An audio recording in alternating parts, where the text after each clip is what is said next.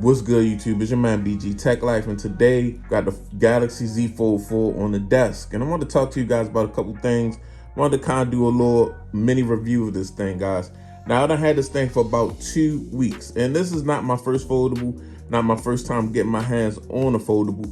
So it's just different things about this foldable that I want to talk about, who it's for, and the good, the bad, and the ugly. So let's get into it. So first of all, guys, let's just break this thing down piece by piece.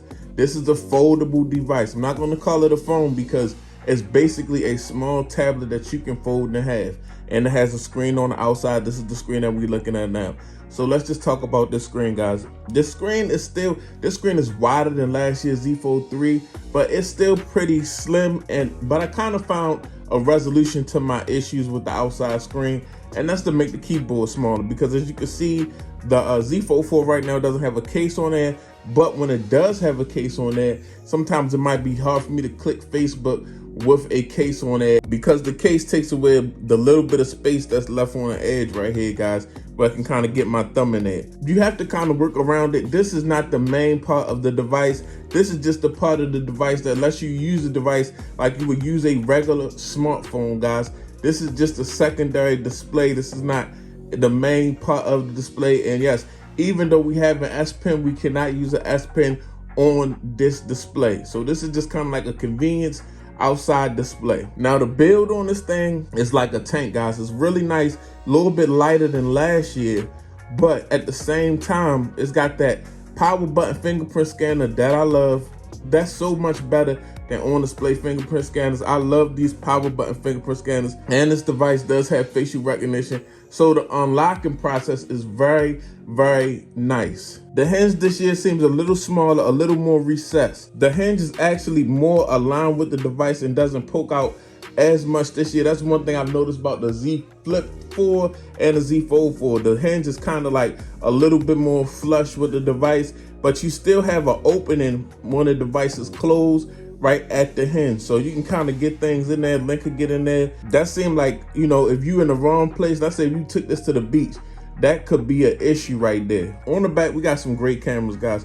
It's got that 50 megapixel main shooter. That's what Samsung is all about. I'm mad that it wasn't on Z Flip 4, but you can actually take some really good pictures with this device, get really good video with this device. This has real capability of some great cameras on the back of the Z Fold 4, especially compared to last year and compared to the Z Flip 4. This thing is definitely showing out when it comes to the cameras. Now this front facing camera on the outside, guys, is way better than the front facing camera on the inside. The front facing camera on the inside is just for like you doing quick things, like maybe a quick video conference where you're not worried about the quality. If you're worried about any quality as far as any video, as far as any pictures you're gonna take, you're gonna always take your pictures, if you gotta use a front facing camera, with the outside front facing camera.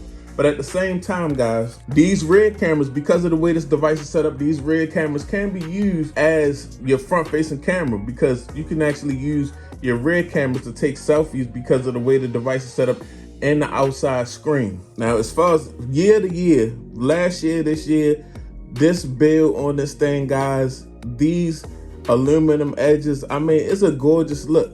Now, these aluminum edges, they pick up a lot of fingerprints. Like, I wonder if they could have went with something duller, a little bit more matte with the aluminum, or some type of brush aluminum, just like they did the back, guys. Even this still gets some fingerprints, but not as much as the edges of this device, because it's kind of like a different type of finish. Inside screen is the star of the show, guys. This is where it goes down.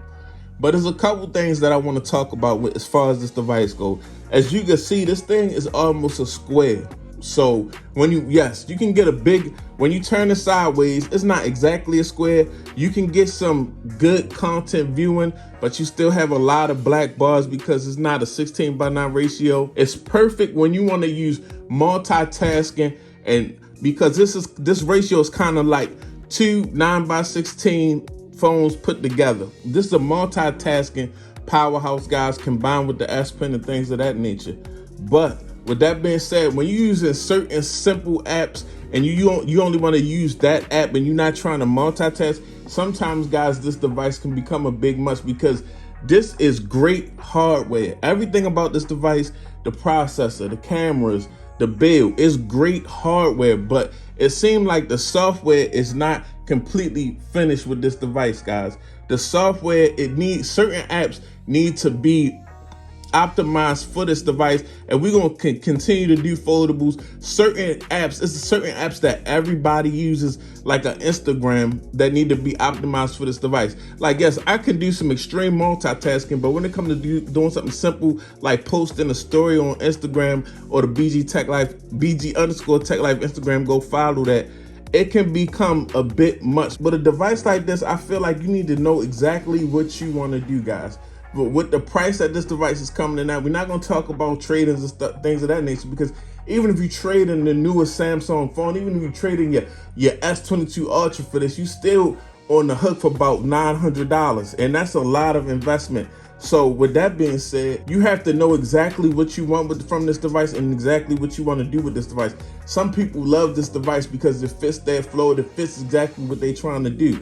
If you're just experimenting but you like a phone experience, this may not be the device for you. Now, if you like, oh, I want to multitask with this, I want to multitask with that, I want to use the outside screen in these situations. When I sit down though, I can really get some work done with that inside screen. This may be the device for you. Top productivity device out for certain people.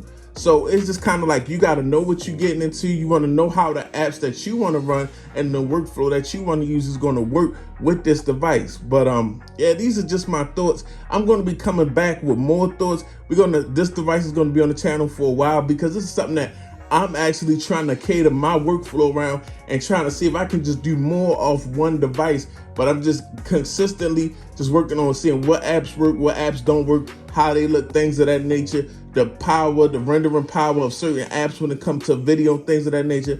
But yeah, it's your man BG Tech Life. This the Z Fold 4. I'm out. Peace.